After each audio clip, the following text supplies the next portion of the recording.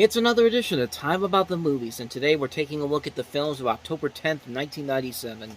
We got 8 movies to look at, a lot of movies to look at. Most of them are pretty terrible, but screw it, we're just going to go through them all. We got to get through this anyway, so I'm wasting too much time right now. Let's just jump on into it. We'll start off with the biggest new release of the weekend, and I say biggest in quotation marks because it isn't really that big of a movie, honestly. It's Brad Pitt starring in 7 Years in Tibet. Mandalay Entertainment presents Brad Pitt in the story of a man who pushed himself beyond all borders. Get down! Tested himself beyond all limits and found himself at the top of the world. 7 Years in Tibet. Rated PG-13. Opens October 8th in select cities. October 10th. This is the latest film from Jean-Jacques Amin, who also gave us The Lover, The Bear, The Name of the Rose, Quest for Fire. This is his latest film, and for Brad Pitt, this is one of those many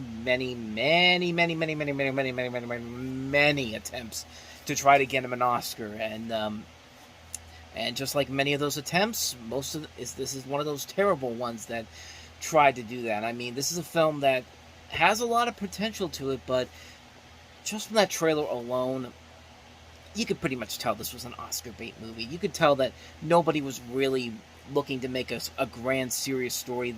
No, they just wanted to make a movie to give Brad Pitt a chance to win an Academy Award, which he would eventually do later on with much better films. Argo, he won as a producer on that, and Once Upon a Time in Hollywood, although I would say that was not the best performance. That was not that great of a movie. His performance was fine in that, but at the same time, he should have won an Oscar for something much better than that. He's been in so many other better movies where he should have won an Academy Award. Once Upon a Time in Hollywood, winning for that just felt like a movie that the Academy. It's one of those times when the Academy just says, you know, you've been a great actor all these years, and we don't think you're going to win for anything else. Take this Oscar for this movie where you're probably the best thing about it, but the movie itself was not as great as everyone said it is. At least in my opinion, it wasn't. But I think everybody can agree that 7 Years in Tibet was pretty bland and mediocre. It is not an engaging film whatsoever.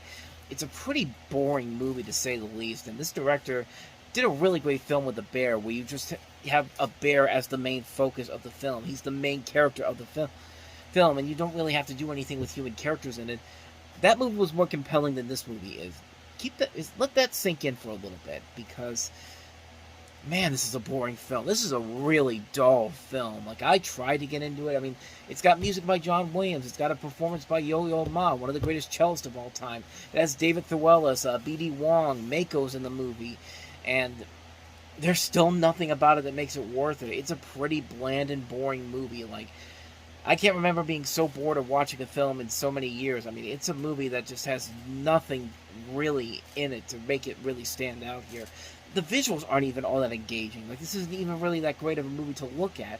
It's just a boring movie, and there's just nothing in there that makes it worth the watch at all. Like, it's a really terrible movie. It's a really boring movie, a dull film. There's nothing about it that makes it work in the end. It's just a pretty bland, forgettable movie. So, yeah, 7 Years in Tibet was not a good movie. Nor is our next movie, by the way, which is, I mean, you can tell just by the trailer alone that you're in for something really, really terrible. This is Rocketman, and not the Rocketman you're thinking of. No. I'd rather be talking about that Rocketman, the Elton John biopic, than what you're about to see here. Mars, the red planet. For billions of years, it just sat there. Peaceful, quiet, unsuspecting. But one man is going to change all that. And now, our final member of the Mars team, astronaut Fred Randall. Rocketman. This kid is hard to last. Hope. He's fearless. Hello, my little Ewok. Computer genius. You're supposed to be a little weird. A little? He's determined. How fast does this little tree twirl? What's the most important thing at NASA, children? Safety! And he's got nowhere to go. Are we there yet?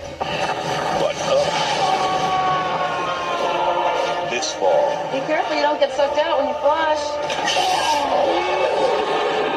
Fred Randall's more than a hero. Oh, I should have had those space beams. He's a breath of fresh air. What? Oh my God. No. Look at that.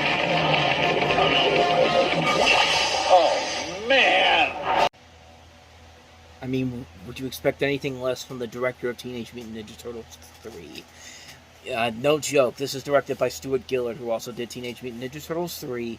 And I'm just going to say it. They ripped off The Simpsons. The Simpsons did this concept a whole lot better. And it was much more funnier. It was much more clever. This is just the space version of Biodome, which coincidentally, this has William Sadler in it too. I mean, he was also in Biodome. Of course, he basically Walter Peck was in both this and Biodome, and he pretty much plays the exact same character. He has to deal with an obnoxious moron in this movie, and the jokes just aren't funny. It's really, really a terrible movie. It isn't clever whatsoever.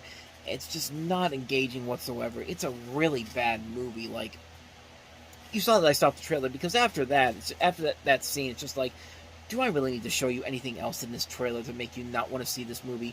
Like I said before, we talked about this way back at the beginning of the year in '97, that Disney was in this lull of really, really bad live-action movies. You know, this, That Darn Cat, Jungle to Jungle, and we haven't even gotten to the worst ones yet. George of the Jungle was that one little gem that they had, and then just most of this was just pretty much crap. There was a lot of crappy movies that came out during this stretch beginning in this particular year in '97. We haven't even gotten to stuff like Flubber, Mr. Magoo, Meet the Deedles, I'll Be Home for Christmas, My Favorite Martian. Oh, no. We still got a good several years of this to go. And, you know, honestly, what more do I even need to say about this movie? It isn't even that clever. And the only real surprising thing about this movie is that it's written by the same guy that gave us The Last of Us TV series and Chernobyl, Craig Mazin.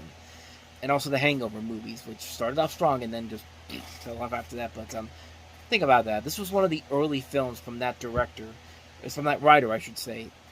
From that creator of Last of Us. Like, he has done it all. Writer, director, creator, yada, yada, yada. I mean, Harlan Williams can be funny. I've seen him be funny in a lot of other movies. But in here, he's just playing an obnoxious twit in this movie. And you have no sympathy towards him whatsoever. And it's just like, it's a really bad movie. It's a really bad film. And like I said, it just basically rips off the Simpsons episode where Homer goes into space. And I mean, that's much more funny and more clever than this movie will ever be. I mean, it's just not an engaging film. It's not that intriguing. It's not that interesting. It's not that funny. Even when I saw this movie coming out in theaters, I was like, I'm never gonna go see this movie because this looks completely horrible. And this is an 8-year-old me saying this, but what more do I gotta say, man? Rocketman, it looks absolutely horrible. Just give me the Elton John biopic already, because that's the better movie with this title. So, with that said, let's go ahead and move on to the next movie, and that is No, this movie would have been better if it had Keanu Reeves. Then again, maybe not. Keenan Ivory Wayans and John Voight in Most Wanted. I command a small, elite unit. Man with your military background and experience makes you an ideal candidate. Welcome to our family, Sergeant Dunn. The operative has been recruited. We have been given a green light, people. We are go mission. The target package has been assigned. It is imperative that tomorrow's mission be a success. You will have to kill you. Up there! He's up there! Get him! There's been a mistake. The First Lady's been hit. I repeat, the First Lady's been hit. The witnesses have all been targeted. You were there. I didn't tell anybody anything. Look, I didn't kill anybody, okay? All I want is tape. The evidence has been suppressed. It's a matter of national security. We can't afford to have them poking around. This is the latest police composite sketch of the suspect.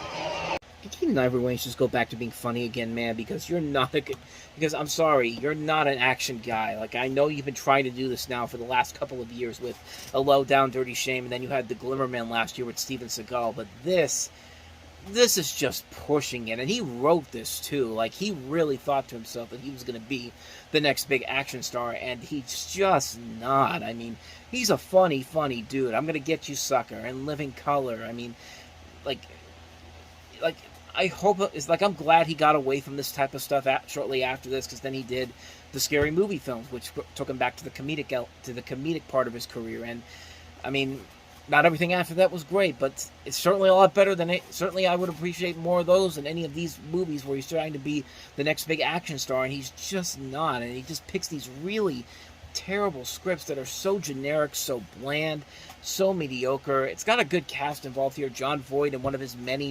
failed movies where he's embarrassing himself and not even trying. Jill Hennessy's in this from Law and Order. Paul Sorvino, Robert Culp, Eric Roberts, Simon Baker. Really good people being wasted in a film that is so generic, so forced. And judging by what happens in this movie, I'm pretty sure there's a certain party out there that would love to see this happen in real life. I'm not saying who, but I think you can get a good idea what that is. But I digress.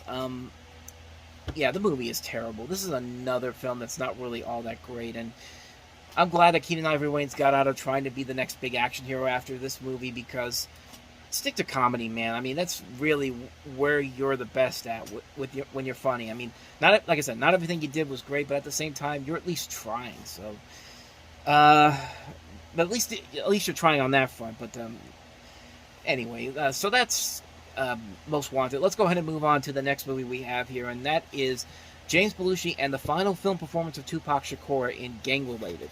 For two out-of-control cops. The man in the car is DEA undercover.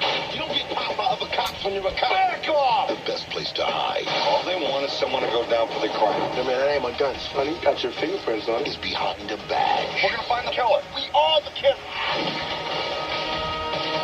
James Belushi, Tupac Shakur, in his last starring role. You just can't go around killing everybody. Gang Related. Rated R. Starts Wednesday at theaters everywhere. Of course, the story behind this is that this was the final film that Tupac Shakur was in before his death.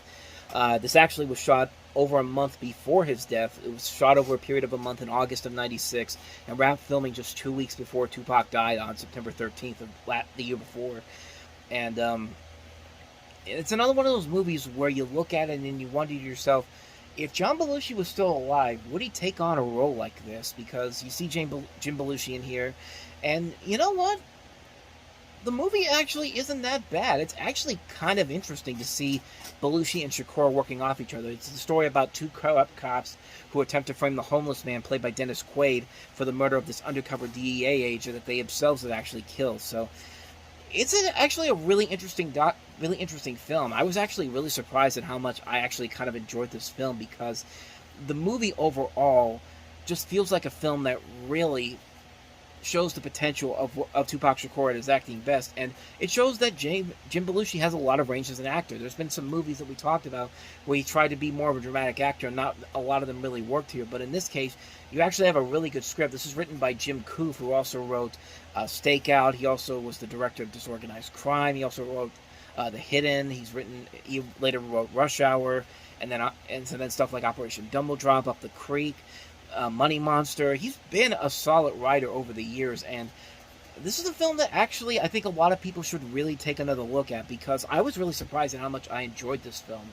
Like, I thought it was actually a pretty solid movie. It's kind of like a sort of a precursor to something like End of Watch, in a way where it's not technically the same movie as End of Watch, but you can see a lot of similarities in that movie that would eventually be better presented in that movie than they were in this film. I thought the film worked pretty well. I thought it was actually one of the big surprises I've seen in a long time looking at these movies here. I was really surprised at how much I enjoyed it, and you know, like I said, it's a shame that we never got to see more of what Tupac Shakur could do as an actor, because this really could have been the beginning of something bigger for him had he not been killed. And it's a really good movie, man. I'd say definitely check it out. It's actually a very underrated movie, in my opinion. It's a film that I did not think was going to be any good whatsoever, but I was actually really surprised by what I saw here. I'd say definitely check it out. And all things considered, it's one of the stronger films we've looked at so far this week. But we're starting to get now to the more notable films, the actual decent films. And starting off with our next movie that we have here, and that is Parker Posey in The House of Yes. Marty Pascal is bringing his new fiancée home for the holidays. Are you in this car? Marty! Oh, Jackie! There's only one problem. He hasn't told his twin sister. Leslie and I are engaged. Did you give your sister her medication? Her name is Jackie. Did Marty tell you about me? How you were? How's that? She lives in a white house. When they came out of the room, Jackie's hand was holding Marty's. And she's got her own ideas about family values. It's the wildest place you've ever made love. I can't talk like that about your brother. Pretend he's not my brother. I do. Marty, you're home. Now, she's about to put her house in order. She doesn't seem like Marty's type. They're getting married, Jackie. The phone's dead. Don't look at me. Are you spying on us? Mother doesn't spy. A mother pays attention. The New York Times calls House of Yes a screwball comedy. I mean, just in concept alone, this is pretty fascinating. I mean, I know a lot of people didn't like it when it came out, but it's a very interesting film. You have this mentally unbalanced young woman played by Parker Posey who is convinced she's Jackie Kennedy, who flies into a murderous rage when her brother returns home to reveal that he is engaged. And the premise alone is very bizarre, but at the same time, I'm kind of fascinated by it. And I saw a little bit of this movie. I didn't see the whole thing of it, but I gotta say, man, like, Parker Posey really is giving it her all in this movie. I mean, she really is probably the strongest thing about the film from the little bits that I've seen from it. Like I said, I haven't seen the whole thing, but she's playing this she's playing this all too well. Like, I think she actually probably is the strongest thing about this movie, and she gives it her all, man. I mean, it's a funny movie. It's hard to make movies like this. A crowd is a hit. I mean, you have a movie here that's trying to make incest sexy, and you know that's a really, really hard thing to do for obvious reasons. I mean, you know, Cruel Intentions was a big hit, but even in Cruel Intentions, that stuff still doesn't really work out that well here. And now I was thinking that Freddie Prinze Jr. was also in Cruel Intentions, because he's in this movie. But I'm thinking of Ryan Felipe.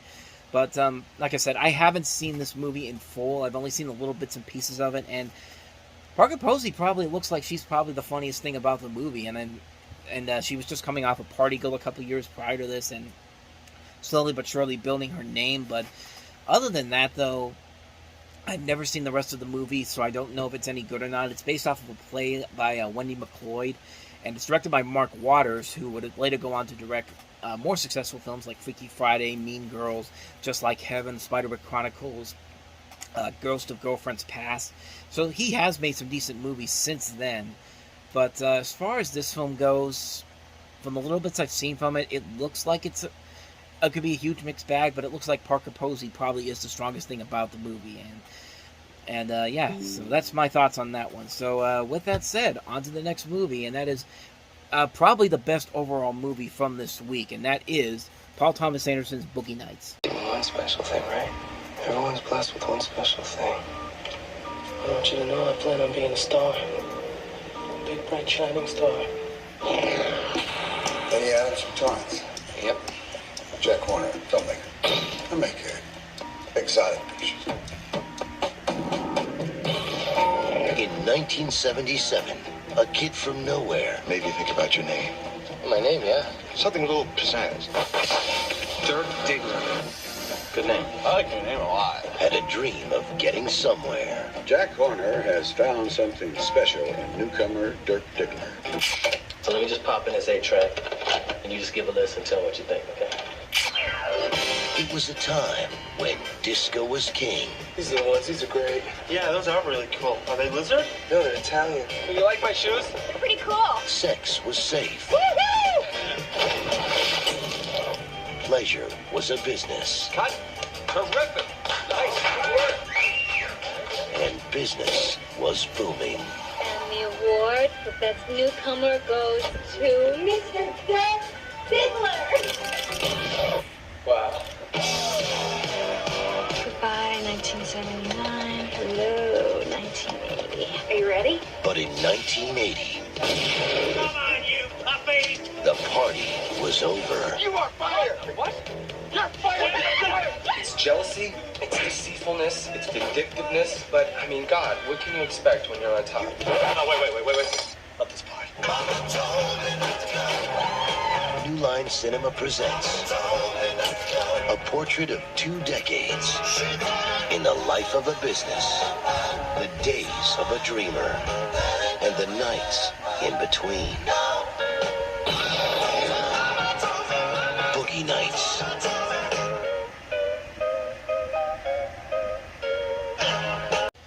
Easily the best movie that came out this weekend. You basically have a story taking place in the late 1970s. It follows the Los Angeles' San Fernando Valley, and you follow this dishwasher played by Mark Wahlberg, who becomes a star of pornographic films, chronicling his rise from the golden age of porn in the 70s to his fall during the excesses of the 1980s. And of course, that's, like I said, Mark Wahlberg is playing him, and this is based off of a mockumentary short film by Paul Thomas Anderson called The Dirk Diggler Story, which actually came out 10 years prior to this movie's release.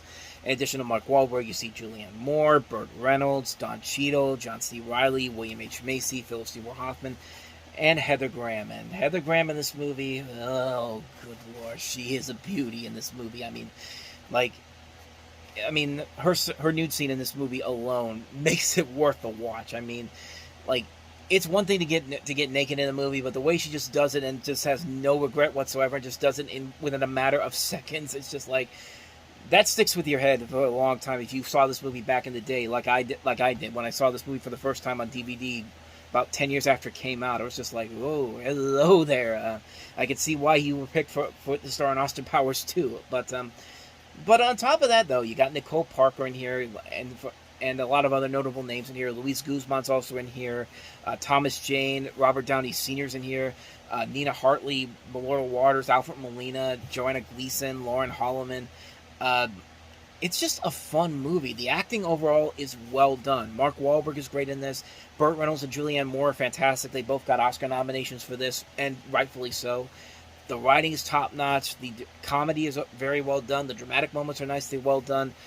It just is a really damn good movie. It's just an amazing, amazing film that I go back and watch every once in a while, and every time I'm always like, this is still probably his greatest film as a director. And Paul Thomas Anderson has made a lot of really great films. Magnolia is a great film. Punch Drunk Love, brilliant film. That's probably my second favorite movie from his. There Will Be Blood. Inherent Vice is a very underrated movie in my opinion. I really liked his last movie, Licorice Pizza.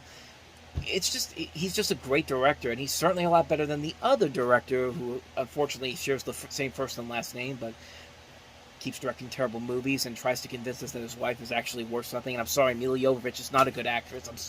I'm sorry. I'm just going to keep saying it. She sucks as an actress, but we're not talking about that. We're not talking about her right now. And what are we talking about? Boogie Nights. But let's go back to the good Paul Thomas Anderson.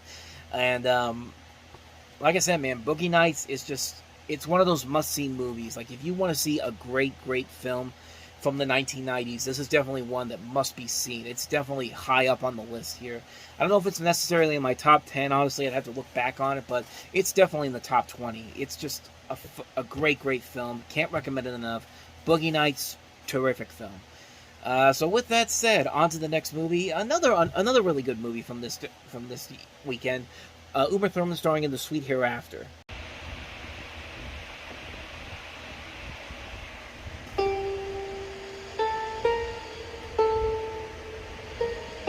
It's dull in our town since my playmates left. I can't forget that I'm bereft of all the pleasant sights they see, which the piper also promised me.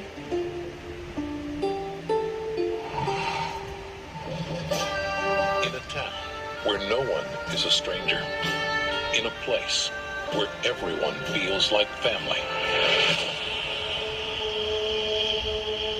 something has happened that will change their lives forever. Well, I just realized my mistake. That is not Uma Thurman in this movie. I know I said Uma Thurman's in this, but no, that is not her. That is actually Sarah Polley, who just won the Oscar this year for Women Talking, and she's going to do the new Bambi movie. And she's been an actress for a long, long time. She was in the Zack Snyder Dawn of the Dead movie. So I apologize to Sarah Polley. I'm sorry I got you confused with Uma Thurman, but regardless, It's going to make it hard for me to talk about this movie now. This is Adam Agoyan, who gave us Exotica. This is his follow-up to that film, based off the novel of the same name, and it tells the story of the school bus accident in the small town that kills 14 children, and the class action lawsuit follows, providing divisive issues in the community and becoming tied with personal and family issues. You see the cast in there. Besides Sarah Polley, you have Ian Holm, Maury Chaykin, Bruce Greenwood, Gabriel Rose, Alberta Watson. Just a really good cast in this movie, and a really engaging storyline. Like, it's a really intense movie. Like, it really does keep you on the edge of your seat, thinking, how is this going to work out in the end? And you get invested by it. You get invested by everything that goes on in this movie, because you get so attached to the characters and the situations that they end up going through here. The performances in this movie are really, really damn good. I mean, Ian Holm in this film is fantastic. I think this is one of his strongest performances. He's always been a terrific actor, and Bruce Greenwood really is splendid in this film. Sarah Polley, I know I confused you for Uma Thurman, but I remember that she actually was really good in the film. I mean, she shows what her range. Like, she's not only a great writer and director, but she was a great actress back in the day. I mean, to do this and then follow that up with Dawn of the Dead, and then being in stuff like The Adventures of Baron Munchausen and Go and Splice, and just these other movies here. I mean, she's got a lot of talent. That she's definitely one of the more underrated entertainers working in the business. And this is an engaging movie. It's probably maybe my second favorite film Adam Agoyan has done, behind Exotica. I think it is a really investing movie. It's a really great film, a really good film taking place in the snow.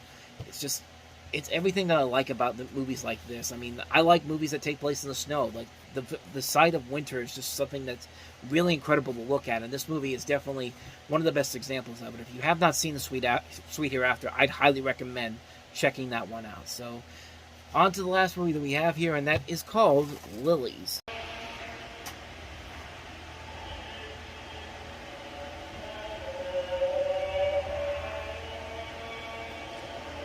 Confession will take place in the chamber. In 1912, we're rehearsing the life and death of Saint Sebastian. I am a bishop. You should speak to a judge. Remember, I was cast as the saint. So this is a film where a bishop comes to prison to hear the confessions of an old friend.